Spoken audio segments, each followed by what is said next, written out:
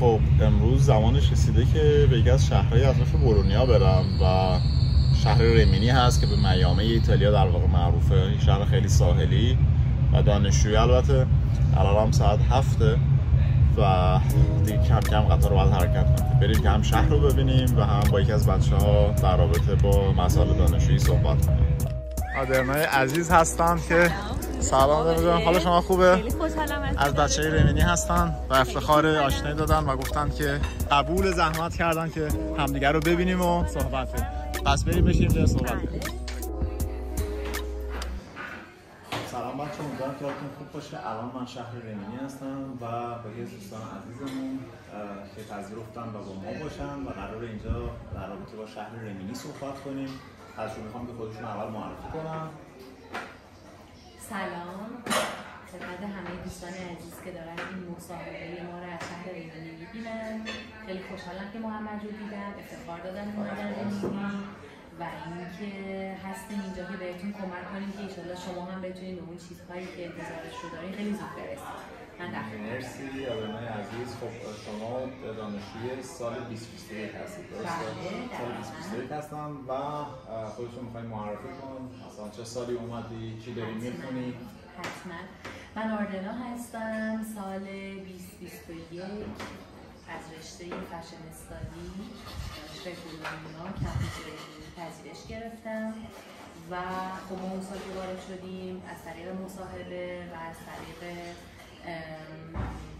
یک پذیرشی بود که باید اساتید این رشته نظر خودشون رو اعلام می‌کردن برای پذیرفتن دانشجوها. تقریبا سخت بود بخاطر اینکه رشته جدیدی بود که وارد این کمپوس شده بود و سختی‌هاشون خیلی زیاد بود. ولی یه مقداری بهتر شده. اومدیم وارد زندگی در ریمینی شدیم، با این شهر اخت گرفتیم، با آدم‌ها آشنا شدیم و سعی کردیم که زندگی رو ببریم جلو و الان تقریبا دیگه وارد سال سوم دارم میشم و آماده داریم می‌کنیم خودمون رو برای آینده بهتر استیج بعدی در واقع کار پیدا کردن میشه. دقیقاً ما توی یکی از این رستوران‌های معروف شهر ریمینی هستیم به اسم پمپم که یک رستوران دانشجویی هستش و جای همگیتون خالی اینجا. لازانیا هستم سفارش دادم. ما هم پیتزاست کردم داریم میرسیم. خب مرسی آدرنای عزیز. اینکه ما میخوایم شروع کنیم راجع به خوبی و بدیهای اصلا شهر ریمینی. چه خوبی و بدیهایی داره، هر چیزی که هست رو این پلتفرم آزاده، هر چیزی که دوست داری بگو. مرسی محمد جان. اول از همه این نکته قابل ذکره که ما با قضیه مهاجرت در هر صورت وارد برهه‌ای از زندگی میشیم که نیاز به تغییر خیلی زیادی داره. چه از لحاظ فرهنگ، چه از لحاظ شناختن آدم‌ها، کالچرشون و حتی از لحاظ زبان که چقدر باید قوی باشیم که بتونیم اینجا کارا رو انجام بدیم. ریمینی شهر بسیار بسیار خوبیه. بذار اول ادوانتیج و خوبیاشو بگم بعد بریم سراغ قسمت‌های منفی این داستان. ریمینی شهر ساحلی و یک شهر سرسبز. ما اصلا چیزی به اسم آسمون خراش اینجا نداریم. خونه‌هایی هستن که کاملا شما ویو ابدی داری و حتی از داخل اتاقت میتونی کوه و دشت و دمن رو نگاه کنی. تابستون‌ها و زمستون‌ها رو بالاخره با هوای تقریبا مرطوب شهر میگذرونیم. آدم‌های بسیار مهربون و در ساعت این هستن که به دانشجوها کمک کنن، بشنون تو رو و کلا آدم‌های دوست داشتنی هستن و توی این قضیه ما سعی کردیم که زبانمون رو تا یه حدی برسونیم که بتونیم باشون ارتباط برقرار کنیم. آدم‌های جدید رو خیلی دوست دارن ولی چون زبان انگلیسیشون ضعیفه و تلاشی هم برای یادگیری زیاد نمی‌کنن، ترجیحشون برای اینه که شما ایتالیایی باشون صحبت کنید و بسیار خوشحال میشن. حالا اینا بماند که خب درصد زیادشون هم سنشون واقعا زیاده و خب این انتظاری که ما از اونها بخوایم داشته باشیم که انگلیسی رو بلد باشن واقعا درست نباشه. دقیقاً کاملا با محمد عزیز موافق هستم، چون ریمینی شهر جوانی نیست، شهری که آدم‌های میانسال همه جا به چشم می‌خورن، حتی توی ارگانیزیشن ها، حتی توی تمام کارمندهاییش علاقه‌ای برای عوض کردن این مدل استراتژی برای کار کردن ندارم. ولی خب ما اینجا رسیدیم، خوشحال بودیم باهاشون، کارامون انجام شد، سختی ها بسیار بود ولی می‌بینیم قسمت پارت تقریبا بعدش و دیزادوانتیجش دیز ادوانتیج این قضیه و مهمترینش مسکن خونه سال به سال داره سخت‌تر میشه، کرایه ها و اجاره ها داره بالاتر میره و صاحبخونه ها تلاششون و علاقهشون به این هستش که به ایتالیایی زبان ها بدن به خاطر اینکه باشون راحت‌تر میتونن قرارداد ببندن. خونه ها تقریبا دیگه زیر 4 نفر نیست، ما باید یاد بگیریم که توی خونه شیر زندگی کنیم و حتی توی خونه شیر هم راحتی خودمون رو فراهم کنیم. اینجا ایران نیست که خونه خودمون رو داشته باشیم، ماشین خودمون داشته باشیم، مامان بابا باشن و اینکه در هر صورت کیلمون کنن، هر روز صبحانه آماده نهار آماده، نه، کاملا متفاوته و اینجا سختی‌های خودشون خیلی زیاد داره. خیلی همون سالهای اول نمیتونن و برمیگردن و خیلی چون هدف‌هاشون براشون مهمه میمونن و ادامه میدن. ما سعی کردیم که خونه‌هایی که پیدا می‌کنیم، خب بچه‌ها خیلی دوست دارن خونه مرکز پیدا کنن، نزدیک باشه به مرکز تفریحی، به حالا مرکز شادی، رقص، دنس. من ترجیحاً برای اینکه بیشتر برم سراغ مناطقی که محله‌های ایتالیایی زبان بیشتر داره بتونن وارد جامعهشون بشن، حاشیه شهر هست. نه، حاشیه شهر نیستم، داخل شهر، ولی با مثلا حدود فکر کنم 4 کیلومتری سنتر نیست. آره سنتر نیستم، فاصله داره. و خدمتتون عرض کنم که غذای بعدی ما داریم و ما بسیار خوشحال هستیم. Tutto bene? Buon caffè, من با محمد عزیز که صحبت می‌کردم شاید خیلی گوش میدم و میگم حالا ما که نمیمونیم چرا زبان یاد بگیریم؟ اصلا این استراتژی خوبی برای موندن یا برای فرار کردن از اینجا نیست. زبان رو باید دونست، این ابزار بسیار مهمیه برای اینکه ما بتونیم کامیونیکیشن برقرار کنیم، برای اینکه بفهمیمشون و اونها هم ما رو بفهمن. حالا ما آنچقدر هم زبان‌هامون عالی نیست که ادوانس نیست، ولی با همین اندازه هم تونستیم بسیاری از مسائل رو حل کنیم، بریم جلو و با آدم‌ها آشنا باشیم. ریمینی سرمایه بسیار زیاد و رطوبت بسیار بالا. ما مشکل رومانی هست دیگه، دقیقاً که ما مثلا امسال گرمای 36 درجه داشتیم با رطوبت 88 درجه، یعنی طوری بود که درصد و اصلا نمیتونستیم ما نفس بکشیم چون ما نزدیک ساحل هستیم، ولی خب بچه‌ها ترجیح میدادن میرفتن ساحل استفاده میکردن. ولی ما چون ایران زندگی کردیم و 4 فصل داریم و همه خونه هامون کولر داریم و همه کار رو پا انداختیم و پنجره از اون ور باز و شوهاج از این ور باشن، نه اینجا همچین چیزی نیست. انرژی براشون خیلی مهمه. پول اضافه انرژی رو ممکنه اگر هم با شما قراردادهای ثابت و اینکلود ببندن، پول انرژی رو ممکنه اکسترا بگیرن از شما و باید یاد بگیریم که ما اینجا با لباس زیاد زندگی کنیم، لباس بپوشیم هر چیزی که آره کم عادت کنم به این سیستم در واقع. حالا ما بزرگترین مشکلاتی که داشتیم به نظرم توی کل امیلیا رومانیا، حالا بخوایم شهر اسپسیفیک بگیم، ریمینی هم که از شهرهایی که دانشجو بسیار زیاد داره، کمپوسی هست که رشته کاسمتیک ساینس که الان چند سالی است که اضافه شده، داروسازی رو داریم به زبان انگلیسی، ولنس اسپورت رو ما داریم، فشن دیزاین هستن که دوستمون هم الان دارن رو تحصیل میکنن، فشن استادیز ببخشید من تحصیل میکنم که الان 2 دانشگاه هستن، ساپینزه روم و در واقع بولونیا و خب شهر دانشجویی بوده و این مشکل خود پیدا نکردن یا به سختی پیدا شدن الان دیگه داره اسپرد میشه توی کل ایتالیا، چون تعداد دانشجوهای اینترنشنال به شدت داره افزایش پیدا میکنه توی کل ایتالیا و این مشکل الان به وجود اومده. ولی توی بولونیا و حالا امیلیا رومانی یکم این شاید بیشتر و سخت‌تره. پس جدا از این مشکل خیلی خاصی رو نمی‌بینیم که بچه‌ها روبرو بشن. نه، من خودم به شخصه به خاطر اینکه سازگاری با محیط زیاد هستش و سعی می‌کنم برای هر مشکلی به جای غر زدن راه حلش رو پیدا کنم. مشکلی پیدا میشد من براش راهی داشتم، کسی رو داشتم که بتونم باهاش صحبت کنم از خود همین ایتالیایی‌ها و سرچ می‌کردم و قانون رو می‌دونستم و وقتی قانون رو بدونم و وقتی بدونم که چه اتفاقی قراره بیفته شتاب زده عمل نمی‌کنم، آرامش رو حفظ می‌کنم و سعی می‌کنم آروم چون یه چیز خیلی مهم اینجا با ایران فرق داره. اینجا اصلا استرس براشون معنا نداره. کارها باید پله پله و استرس بره جلو. رفاه و آسایششون یک بخش ماجراست، کار یک بخش ماجراست. تایم کاری که تمام میشه کلوز میشه همه چی و میره برای فردا. مثل ایران نیستش که بگیم تو رو خدا وایسا بذار کارمون، نه میگه تایم من تمومه. ما هم یاد گرفتیم که اوکی آروم آروم بریم کارا رو انجام بدیم و به نتیجه برسونیم. خیلی عالی. ما واسه بعد الان یه استاپ بزنیم، الان غذامون داره سرد میشه. ما اینو میل کنیم و باز برمیگردیم با ادامه داستان. جای همتون هم خالی. فعلا یه اتفاق جالب افتاد، ما ریکورد کردیم ویدیو رو، اومدیم نگاه کردیم، دیدیم که در واقع کلمه‌هامون توی تصویر اصلا نبود، فقط صحبت میشد. الان داریم مجدد میگیم. توی این پارت می‌خوایم راجع به هزینه‌های مسکن توی ریمینی صحبت کنیم و استیج برای شما. محمد عزیز توی پیجشون وقتی من نگاه کردم تمام جزئیات رو دقیق گفتن، یعنی بدون هیچ نگرانی از آیندهتون از مهاجرت میتونید پیجش رو نگاه کنید. وقت بذارید و بخونید، زحمت کشیدن. در مورد خونه، تیپ‌های مختلف خونه رو مطمئناً با همتون میدونید. ما اینجا خونه‌هایی داریم، خونه اتاق سینگل داریم و اتاق دوپیا، خونه مونولوکاله داریم و خونه بیولوکاله. ما الان داریم در مورد اتاق سینگل صحبت می‌کنیم که هر کی می‌خواد پرایوسی خودش رو داشته باشه، مجزا باشه که بتونه راحت باشه. علل خصوص برای دختر خانم‌ها که می‌خوان بیان، آقا پسر مشکل ندارن، خونه بیشتر نمیشون سرباز خونه بودن. این تجربه رو دارن. ببینید الان اتاق سینگل نسبت به سالهای پیش، نسبت به سالهای کرونا تغییر زیادی کرده.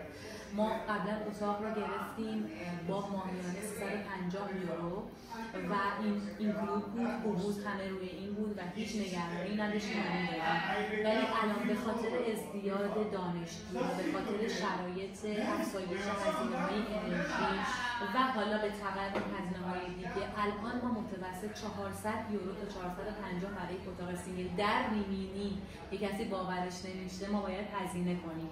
این اینکلود هستش. ما میتونیم اتاق‌هایی پیدا کنیم که 350 330 باشن ولی اکسکلودن، ولی ما باید برای حدود 50 تا 100 یورو در نظر بگیریم برای هزینه‌ها که در زمستون این هزینه‌ها بیشتره اینجا به خاطر اینکه شهر سردیه و شما حتما باید هیتر داشته باشی یا پتوی برقی یا اگر صابخونه اجازه نداد لباس‌های گرم باید بپوشیم، ولی باید عادت کنیم به این سرما و به تبع اون ما باید گرمای بیشتری بگیریم، از محیط امکان پذیر نیست.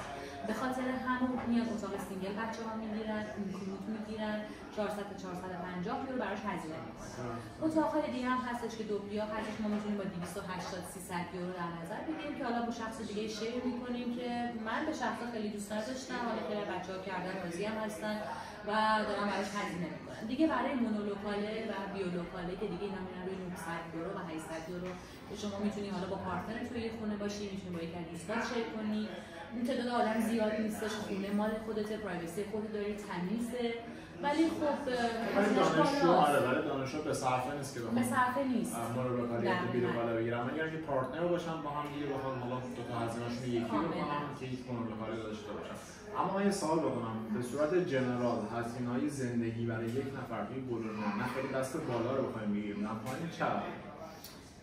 اگر نسبت به سالهای پیش براتون بگم حتما یک نکته که خیلی مهمه بیلان داشته باشید، هزینه‌هاتون رو ماهیانه در نظر بگیرید. این باعث میشه این خرجی که میخوایم بکنیم، این یورویی که داره براتون میاد بدونیم که هر ماه چقدر براش اضافه بذاریم. سالهای پیش ما 100 یورو در نظر میگرفتیم برای سوپرمارکت، بلیط اتوبوس و بله من به شخص به عنوان یک نفر، حالا رستوران یا کافه. این امسال تغییر کرده. امسال منظورم من قبل از سال 2024 که بیاد دارن در مورد 2023 داریم صحبت می‌کنیم. 150 یورو تا 160 یورو فقط سوپرمارکت داره میشه، به خاطر اینکه اینجا افزایش پیدا کرده این قیمت‌ها. هر چیزی بین 50 سنت تا 1 یورو رفته بالا. مطمئنا بولونیا هم همینطور همه جایی فرق می‌کنه. دقیقاً. اتوبوس هزینه‌هاش بلیط رفته بالا. ما اگر کارت اتوبوسی می‌گرفتیم ماهانه 25 یورو، الان باید 35 یورو باید پولشو بدیم و متأسفانه این ثبات قیمت‌ها داره تغییر می‌کنه به خاطر خیلی از هزینه‌هایی که حالا خود دولت ایتالیا میگه که ما هم کمبود داریم و بعد تامین بشه. ولی یه سری بونس ها داریم، با این بونس ها میتونیم یه سری از مخارج رو ما بتونیم کاورش کنیم، مثلا بونس اتوبوس داریم، بونس خوراکه که باز بونس خوراک هم به طبقاتی تقسیم میشه و برمیگرده که خانواده هستن و بچه دارن. تو شرط برقی بود و چیزی که یادم میاد چیز مختلفی تو این چند سالی که 2 سالی که اومدن میرفتن، حتی کمک هزینه مسکن هم به دانشجویان کمک هزینه مسکن هم فکر کنم چند ماهیش بود 200 یورو پرداخت کردم که برای خودم به شخصه برای 3 ماه پرداخت کرده بودم. یعنی کمک بزرگی به دانشجو و این افزایش قیمت‌ها که داریم صحبت می‌کنیم این تورمی بوده که بعد از جنگ اوکراین و روسیه پیش اومده و کل اروپا یا اصلا دنیا رو درگیر کرده، چون خود روسیه و اوکراین از تولید کنندگان غلات بزرگ در دنیا بودن و این تاثیر خودش رو نشون داد توی اروپا و حتی کشورهای دیگه توی امریکا حتی. و خب دولت هم تا یه حدی داره کاور میکنه با این دانشگاه و این کمک‌هایی که داره به دانشجوها و مردمش داره میده. به هر حال ما این افزایش بورسیه رو هم داشتیم، امسال به 7000 یورو رسیده که خب باز بستگی به دانشگاه‌ها داشت، ولی مبلغ حدود 500 تا 700 800 تا افزایش پیدا کرد روی کلیه دانشگاه که به 7000 تا رسیده. ولی خب میگم این ساپورتی بوده. پس این چیزی که میگی برای رمینی یک دانشجو بله ما الان میتونیم به صورت متوسط بگیم که با یک اتاق سینگل یک دانشجو تمام هزینه‌ها رو در نظر بگیریم 600 یورو ماهانه باید در نظر داشته باشه. این برای یک زندگی نرماله. عالی نیست. عالی نیست. آره بعد هم سفر زیادی نیست توش. به خاطر اینکه اگر شما قرار باشه سفر برید یه سفر برید برگردید هر جا حداقل 100 یورو شما باید هزینه کنید و قطار خورد و خوراکتون به هر حال بستگی داره دیگه. ما اون کلاب رفتن، رستوران رفتن خودشون همه هزینه هستن. شما یک رستوران ممکنه که برید 20 یورو هزینه رستوران بشه، در صورتی که سوپرمارکت مثلا 150 یورو در ماه یک چهارم یک پنجم شما باید برید برای رستوران. شما هر هفته نمیتونید رستوران برید. دانشجو با بورسیه نمیتونه. این بورسیه برای کسی در نظر گرفته شده که مینیمم ترین حالتهای ممکن رو کاور میکنه. خورد و خوراک معمولی رو داشته باشه، نه خورد و خوراک رو رستوران کافی شاپ و صبحانه بخواد میده بخوره، نه خودش برای سوپرمارکت خرید کنه. یه مسکن آره یه مسکن خیلی چیز آره دیگه بعد مثلا زندگی دانشجو همین خودت غذا درست کنی، یعنی که از چیز منسال دانشگاه استفاده کرد. پس به صورت نرمال یک دانشجو رمینی 450 تا 600 یورو. فقط ما داریم از احتمالات صحبت می‌کنیم، چیزی قطعی نیست. این شرایط زندگی هر کس میتونه متفاوت باشه. الان گفتم که من 150 60 یورو بابت سوپرمارکت همه، من برای من شاید 200 یورو باشه، شاید برای 500 یورو باشه، شاید دوست داشته باشه خونه کامل که بله به لایف استایل هر کس بستگی داره که چجوری زندگی می‌کنه. آره ما تو این پارت فکر می‌کنم راجع به خونه صحبت کردیم، خیلی سریع جمع‌بندی کردیم. توی پارت دیگه قسمت آخرمون یک چیز خیلی خوب رو می‌خوایم کاور کنیم. حتما ادامه بدیم. خب بچه‌ها به پارت آخر رسیدیم و می‌خوایم راجع به فشن استادیز توی رمینی صحبت کنیم که رشته خودشون هم هست، می‌تونن خیلی کمک بزرگی باشن برای بچه‌ای که می‌خوان این رشته رو توی ایتالیا بخونم. همونطور که بهتون گفتم دو تا دانشگاه بیشتر ندارم، دانشگاه سپیانزه روم هست فشن استادی و دانشگاه بولونیا کمپس رمینی. اصلا شروع کن بگو که اصلا پذیرش چه شکلی بوده. خب من میدونم مصاحبه داشته، قطعا مصاحبه دادی، از سختی مصاحبه، شرایط مصاحبه و راجع به اصلا فشن بخواید از دید یک کسی که الان این رشته رو داره میخونه و بعدا قرار وارد مارکتینگ بشه بگو ببینیم که چجوری داری میبینید. بچه‌ها من از تجربه خودم همونجوری که محمد عزیز گفتن از تجربه خودم براتون میگم. من بک‌گراندی که مرتبط به فشن و دیزاین باشه من نداشتم. من با بک‌گراند لینگویستیک و ترنسلیشن اومدم و وارد این رشته شدم. رشته رو انتخاب کردم به خاطر اینکه کشوریه که وابسته به مد، یکی از صنعت‌های مهمش مد هست و من چون ایتالیا رو دوست داشتم دلم می‌خواست که جایی درس بخونم که بتونم بازار کار خوبی براش فراهم کنم. من سال 2021 اپلای کردم برای این رشته، پذیرش اولیه رو گرفتم با توجه با SOP که داشتم و CV که ارائه داده بودم و نگرانی از اینکه شاید پذیرفته نشم، چون مطمئنم خیلی هستن دوستان عزیزی که قدر هستن توی رشته، گرافیستای حرفه‌ای هستن، دیزاینرهای حرفه‌ای هستن، ولی من با یک هدف و با یک انگیزه و با یک فیوچر پلان اومدم و نشستم و اپلای کردم. تو ذهنم بود که از کجا میخوام شروع کنم و به کجا میخوام برسم. من در مرحله اولیه که پذیرش رو گرفتم رفتم وارد مرحله دوم مصاحبه شدم. اساتید دانشگاه به اضافه کوردینیتور این رشته 3 نفر اومدن نشستن و مصاحبه کردن و خواستن که چرا ما این رشته رو انتخاب کردیم. دلایل رو براشون گفتم.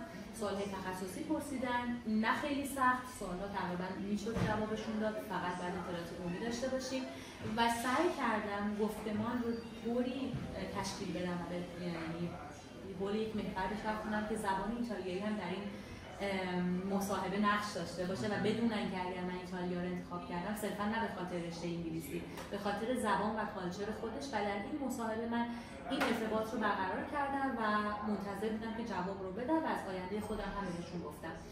15 روز بعدش برای ما جواب اومد، پذیرفته شدم توی این رشته، وارد شدم. سال اول ما گذروندیم با تمام سختی‌هایی که من داشتم، به خاطر اینکه میگم هیچ نگرشی نداشتم که چه کورسایی ممکنه باشه و چقدر ممکنه تجربه بخواد، ولی با سمینارها، ورکشاپ‌ها و کمک اساتید و اینکه چون تو ایده داری به تو کمک میکنن و شکل میدن ایده تو رو و من رو قدرتمند کرد، چون من میخواستم که تو این رشته حرفی برای گفتن داشته باشم و با بچه‌های اینترنشنال رقابت کنم و بگیم که بالاخره ایران هم توی این رشته قوی هستش، چه بسا که همینطوره و اونا دوست داشتن از فرهنگ کالچر ایران بدونن و براشون اهمیت داشت. سال اول رو گذروندیم. حالا درسایی داشتیم که حالا توی این مصاحبه عمومی نمیشه خیلی همون توضیح داد چون خیلی زیاده. وارد سال دوم شدیم. ما باید گرایش رو در سال دوم انتخاب می‌کردیم. 3 گرایش هست برای رشته فشن استادی، چون رشته نوعی هست و گرایش‌هایی که گذاشته بودن بسیار گرایش تخصصی است. به منیجمنت برمیگرده، استراتژیک منیجمنت فور ارگانیزیشن، به کالچر ربط پیدا میکنه و به دیزاین ربط پیدا میکنه. من به شخص منیجمنت انتخاب کردم چون حس مدیریت رو برای این گونه ارگان شرکت ها و این کمپانی ها دوست داشتم و وارد شدم و با سمینارهایی که گذروندم، با لبایی که گذروندم تونستم یه گوشه از این رشته رو به دست خودم بگیرم و بدونم که علاقه من خب الان کجاست و به کدوم سمت و سو کشیده میشم. و الان هم که دیگه سال دوم تموم شده، خدا رو شکر تونستیم این نمراتی بگیریم که قابل بیان باشه که اگر بشه برای سالهای بعد برای دکترا اپلای کرد یا اینکه بخوایم توی بازار کار به دنبالش باشیم یک رزومه خوب رو بخوایم بدیم. ولی باز هم من میگم توی این رشته دونستن اینکه فشن از کجا هست و به کجا میخواد بره، تاریخچه، اینها خوبه که ما بدونیم، خوبه که درایت داشته باشیم و با یک بک‌گراند وارد این رشته بشیم، به خاطر اینکه دیگه وقتمون گذرنده نمیشه برای اینکه بریم کورس‌های اکسترا بگذرونیم، میافتیم تو داخل ماجرا و میبریمش جلو و خب خیالمون از این قضیه راحت‌تره.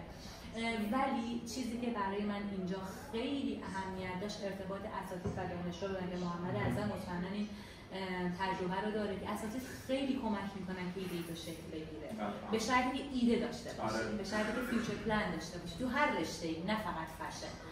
و خب الان هستیم برای منتظر برای پایان نامه و برای آینده دیگری که برای این رشته من در نظر دارم و پلن‌های بعدی که برای داشته باشم. یک سوال این که اگر قرار باشه کار بکنی برای آینده دوست داری تو ایتالیا ادامه بدی از ایتالیا بری؟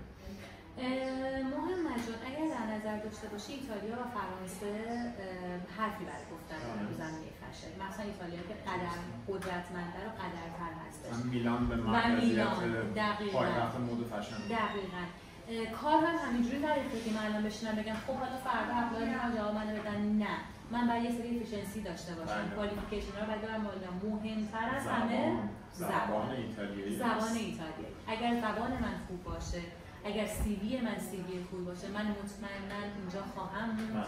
اگر پذیرشی از کمپانی بگیرم و کار خواهم کرد و اون پلن‌های خودم رو اجرایی خواهم کرد. اگر نه، اوکی، دنیا تموم نمیشه، خودم قوی‌تر میکنم، بیشتر تجربه کسب میکنم، اطلاعاتم بالاتر میبرم. چرا؟ چون هر ثانیه اینجا بچه‌های اینترنشنال تلاش میکنن برای یاد گرفتن، برای اینکه بتونن خودشون رو قوی‌تر کنن. خب ما چرا نکنیم؟ ما تو استعداد و درس ایرانی‌ها که زبون زد هستن، فقط مهمه که خودمون رو باور کنیم و بدونیم چی کار می‌خوایم بکنیم، نقطه آی ما کجاست و به نقطه بی می‌خوایم برسیم و پلن ساپورتیو داشته باشیم. اگر پلن بی نشد، پلن سی. اینا خیلی مهمه. ما باید فکرمون رو معطوف کنیم به چیزی که می‌خوایم بهش برسیم. دقیقاً همینطوره. و بخوام اینو جمع‌بندی کنم برای کسی که می‌خواد فشن بکنه، یه جوری ابلیگاتوریه برای خود ایتالیایی‌ها که زبان ایتالیایی رو باید یاد بگیرن. یعنی فکر این که با زبان انگلیسی به نظر من فوق صفر هیچ وقت به این چیزی نگاه نمی‌کنم، اما برای یه سری رشته خاص مثل فشن، مثل معماری، واقعا باید بچه‌ها زبان ایتالیایی رو بلد باشن. چون خود ایتالیایی دست در مورد نخوام بمونن. نخواهیم یاد بگیریم. واقعا یاد بگیریم. چون قراره مثلا 2 سال 3 سال درس بخونید و شما کمترین چیزی که میتونید با خودتون از اینجا ببرید زبانشون. کاملا. که هر جای دنیا هم که برید شما یه زبان دیگه رو یاد گرفته باشید الان داره سی وی شما رو قوی میکنه، تایمتون رو از دست ندید و اینم بماند که بعضی بچه‌ها به عنوان سکولی پرتو دارن به ایتالیا نگاه میکنن و اینا هم بهتون بگم خواسته یا ناخواسته بچه‌ای که فارغ التحصیل میشن 60-70% بچه‌ها موندگار میشن در ایتالیا، حداقل شده برای 2-3 سال موندگار خواهند شد. فکر به این نکنید که فارغ التحصیل شدید از اینجا بپرید مثلا برید امریکا، برید سوئیس، برید کانادا. نه، شرایطش موجوده برای کسی که رزومه خوبی داره، فارغ از مدرک دانشگاهی شما باید در واقع اون پتانسیل این رو داشته باشید، چه در حوزه کاری چه در حوزه مقاطع بالای تحصیلی بخواید پذیرش بگیرید از یک جایی بهتر در یک کشور دیگه. حتی اینجوری نیست که صرف مدرک مثلا دانشگاه بولونیا یا حتی دانشگاه میلان به شما بگن بفرمایید این ویزای مثلا امریکای شماست، ما برای شما اینو در نظر بگیرید. همچین چیزی واقعا نیست و این یکی از دلایلی که شاید بعضی از بچه‌ها میان اینجا و تو ذوقشون میخوره اینه که فکر میکنن آره ما مدرک دانشگاهی بگیریم به همه کار میدن. یه چیزی هم که هست میگن که فرصت‌های کاری مثلا توی ایتالیا خیلی کمه یا همون بیکارن، خنده‌داره بیشتر به خاطر اینکه من توی بچه‌ها خود دارم میبینم آره میبینم که جدا از دانشگاه نه چیزی رو یاد گرفتن واقعا، نه زبان ایتالیایی رو یاد گرفتن، حتی زبان انگلیسیشون هم تحلیل رفته توی این مدت و خب واقعا دلیلی نداره که کسی بخواد به همچین آدمی هم کار بده. این سری کارهای جنرال هستن. ما فکر می‌کنیم دیگه راجع به خیلی چیزا صحبت کردیم برای این رشته، برای شهر ریمینی، شهر زیبای ریمینی. قطعاً توی طول ویدیو هم دیدید تصاویری که من گرفتم رو، واقعاً این شهر زیباست و این رو هم اشاره کردم که ریمینی در واقع شهر ایمیا رومانیا توی 3-4 سال گذشته فقط میخوام بگم همیشه جزو شهرهایی بودن که با کیفیت‌ترین شهر برای زندگی توی ایتالیا از مثلا یه سری شاخص‌ها. یه سال 2020 فکر می‌کنم بولونیا شد، سال بعدش پارما شد، یا اگر بولونیا اول شد پارما دوم میشد و همینطور میچرخید. این نشونه از کیفیت زندگی اینجا داره میده. نمیگیم میلان بده، روم بده، کیفیت زندگی که از سری شاخص‌ها داره اندازه‌گیری میشه نشون دهنده اینه که کیفیت زندگی توی یونان بسیار بالاست و ما هم غیر از این واقعا چیزی ندیدیم. یه چیزی هم که من اضافه کنم، اینجا ابزار هست، نحوه استفاده از این ابزار و این کاتالوگ‌ها دست شماست. یعنی اگر بدونین که چه جوری باید استفاده کنید، چون همه چی مهیاست، فقط شما باید اراده داشته باشین و بدونین میخواین چیکار کنین و ساپورتتون میکنن. خب چرا ما استفاده نکنیم؟ و ما که تو ایران اینقدر قوی درس خوندیم، اینقدر علممون، اینقدر نبوغمون زبان زد دنیاست، چرا اینجا پیاده‌اش نکنیم؟ خب از این میطلبه که شما یک فکر متمرکز داشته باشین، بیاین اینجا از حاشیه دور باشین و ببرینش جلو. خیلی هم عالی. مرسی از شما. ما اومدیم که یه پیتزریای معروف برای دانشجوها. دقیقاً. بله، یک رستوران خانوادگی به اسم پمپم بسیار معروف هست و دوستان بیشتر بچه‌ها وقتشون اینجا می‌گذرونن که غذای خونگی خوشمزه بخورن که حالا محمد عزیز موشه‌ای از اینجا هم بعد شما نشون قطعاً و واقعاً خانواده خیلی مهربون و خونگرمی هم بودن و از برخوردشون واقعاً متوجه شدم و واسهشون دعوت می‌کنم. انشالله باز هم ببینیم همدیگه رو یا توی بولونیا. انشالله. باز هم مرسی از همه. مرسی قربون شما، ممنون ازتون. بچه‌ها فعلا.